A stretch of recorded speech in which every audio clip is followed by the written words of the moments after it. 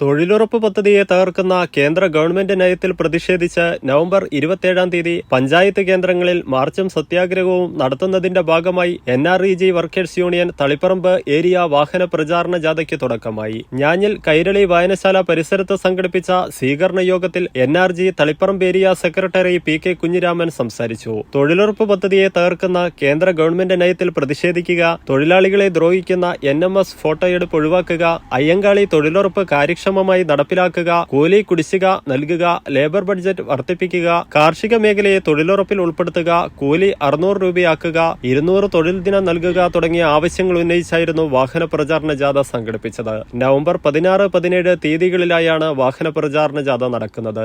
ജാഥ manager PK Vinodini, ജാഥ അംഗങ്ങളായ O Subhagyam, KC Sumithran, KV Ajayakumar, KV Prasad, K Kunjappa എന്നിവർ ജാഥയ്ക്ക് നേതൃത്വം നൽകി.